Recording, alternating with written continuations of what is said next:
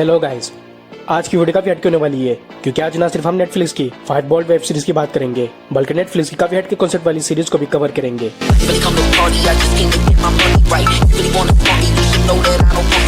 और जिसमें आपको action, crime, adventure, horror, graphics और लव स्टोरी भी एक्सपीरियंस करने को मिल जाएगी। और इन सब के साथ साथ गर्लफ्रेंड शेयर और चीटेड वाइफ स्टोरी भी, यानी कि इन सारी सीरीज में काफी इरोटिक सीन्स भी होंगी। तो इन सारी वेब सीरीज को आप अकेले देखेगा।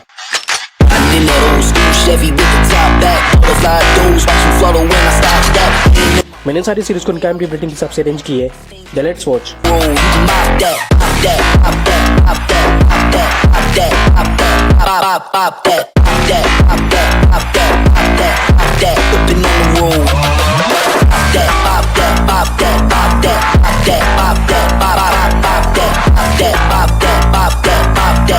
In my palm, ain't no way I'll ever drop that, drop that, drop that, drop that, drop that, drop that, drop that, drop that, drop that, drop that, drop that, drop that, drop that, these things dripping on the road। Number 5 पर है the mark heart. इसकी story दो couple पर based है, Simon और Samantha, जो अपने दो बच्चों के साथ अपनी लाइफ स्पेंड कर रहे होते और दोनों ही एक हैप्पी मैरिड कपल होते। और दूसरी तरफ जैक और कमीला, जो काफी सालों से साथ होते और शादी करने वाले होते। Everybody knows that I'm breaking down. Everybody knows I ain't faking now.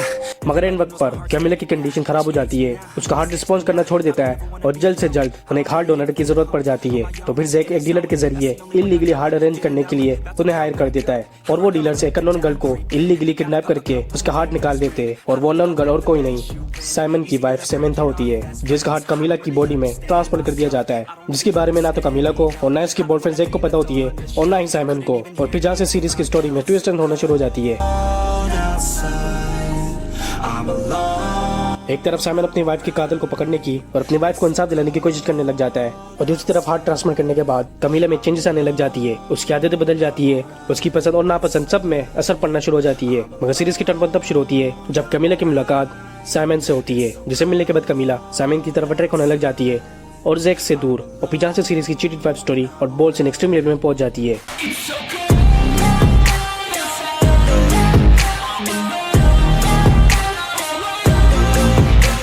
तो फिर क्या होता है जब ये बात जैक को पता चलती है, कैसे कमीला इसे समझती है, किसे चूज करती है, और फिर क्या होता है जब साइमन को उसकी वाइफ की डेथ की और हार्ट ट्रांसप्लांट करने का पता चलता है। इन सारे सवालों को जवाब देगी आपकी इस सीरीज की स्पेशलिटी इसके क्राइम, सस्पेंस, ट्विस्ट और फैंटेसी बॉल्ड सीन, जो आपको काफी ज्यादा अट्रैक्ट करेगी और जिस वजह से मेरे हिसाब से इसे नंबर 3 की लिस्ट में होनी चाहिए थी। अब तक इसके 2 सीजन आ चुके हैं, जिसके ईच सीजन में मिनिमम 10 एपिसोड्स है। ये सीरीज शुरू हुई थी 2022 में और ये 6.6 IMDb रेटिंग के साथ हिंदी में अवेलेबल है। Number 4 obliterated. इसकी स्टोरी बेस है एक स्पेशल फोर्स की टीम पे, जो वेल ट्रेन टीम होती है और काफी इम्पॉसिबल मिशन को सक्सेसफुली अंजाम दे चुकी होती है, और इसी ये लास वेगास में एक एटॉमिक बम को भी डिफ्यूज कर देती है। मगर सीरीज की टर्न तब शुरू होती है जब उन्हें खबर मिलती है कि वो एटॉमिक अटैक तो सिर्फ एक शुरुआत थी, क्योंकि लास वेगास में अब तक का सबसे बड़ा टेररिस्ट नेटवर्क अटैक होने वाला है, और वो भी बहुत जल्द। मगर इस बार उनके सामने काफी मुश्किलें होती है। एक तो ये कि उनकी आइडेंटिटी लीक हो जाती है, जिसकी वजह से वो टेररिस्ट उनके बारे में सब कुछ जानती है। मगर सबसे बड़ी प्रॉब्लम होती है उनकी कंडीशन, कि वो सारे नशे में होते हैं लास्ट नाइट के हैंगओवर की वजह से, और ये मिशन उनकी बैंड बजा देती है। इस सीरीज में आपको काफी ज्यादा एक्शन, क्राइम, एडवेंचर, पागलपंती और ओपन एरोटिक सीन भी देखने को मिल जाएगी, और यही इस सीरीज की स्पेशलिटी भी है, तो इसे आप मिस मत कीजिएगा। मेरे हिसाब से सीरीज को नंबर 2 की लिस्ट में होनी चाहिए थी। अब तक इसका 21 सीजन आ चुका है, जिसके टोटल 8 एपिसोड्स है। ये सीरीज रिलीज हुई थी 2023 में और ये 6.8 IMDb रेटिंग के साथ हिंदी में अवेलेबल है। नंबर 3 पर एब्सोल्यूट बिगिनर्स।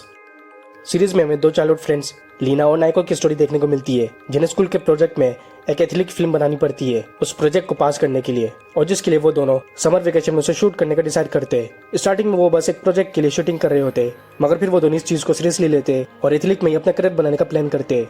मगर फिर देखते ही देखते वो इसे एक्सट्रीम लेवल में ले जाते हैं, अपनी पर्सनल लाइफ को इन्वॉल्व कर देते हैं, अपनी लाइफ में नई नई चीजें ट्राई करने लग जाते हैं और उन चीजों को रिकॉर्ड भी। मगर सीरीज में टर्न तब आता है जब वो किसी तीसरे को अपने ग्रुप में इन्वॉल्व करते हैं, और फिर जिसके बाद उनकी लाइफ में और इस सीरीज की स्टोरी में क्रिटिकल सीन शुरू हो जाती है। इस सीरीज की स्पेशलिटी इसका drama, romance, love triangle, bold और इसकी स्टोरी, जिसमें आपको गर्लफ्रेंड शेयर के साथ साथ और भी चीजें देखने को मिल जाएगी।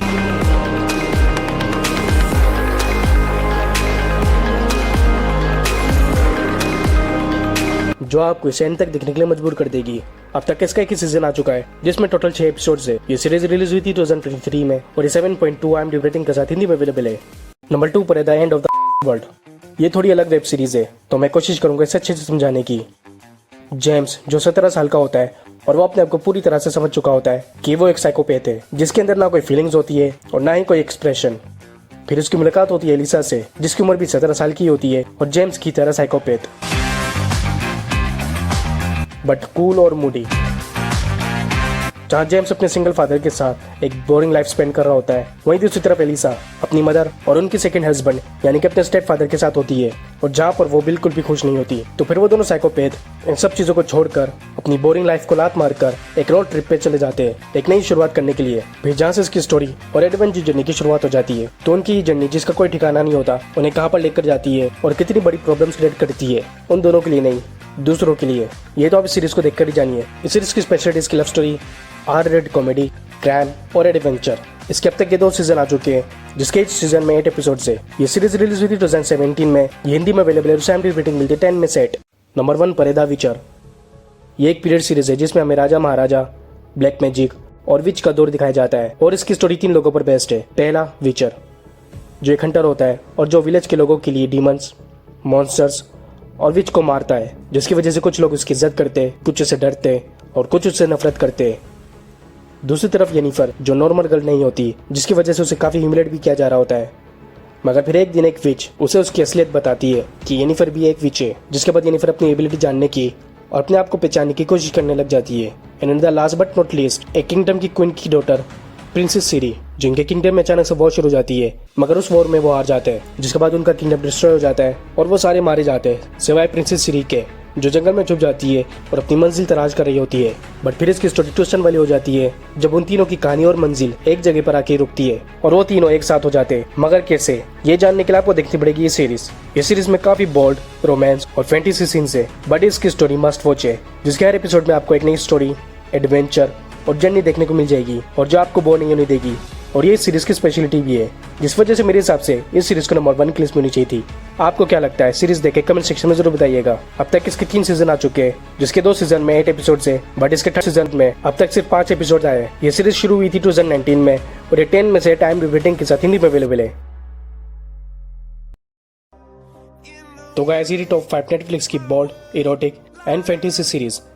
मैंने अपना टेलीग्राम का लिंक भी नीचे डिस्क्रिप्शन में दिया हुआ है, जहां से आप सारी सीरीज को इजीली देख सकते हो और डाउनलोड भी कर सकते हो। तो जाकर सारी सीरीज देखिए और अपना फेवरेट सीरीज कमेंट सेक्शन में जरूर बताइए। और ये भी बताइए कि आपके हिसाब से कौन सी सीरीज को नंबर 1, नंबर 2 या नंबर 3 पर होनी चाहिए थी। और अगर आपको हॉलीवुड की R-rated कॉमेडी मूवीज देखनी है जिसमें आपको love story, crime, action, adventure, fantasy, comedy और बोल्ड सीन भी एक्सपीरियंस करने को मिले, तो फिर हमारी last video 10 best of Hollywood की R-rated कॉमेडी मूवीज की लिस्ट आपके लिए बेस्ट है।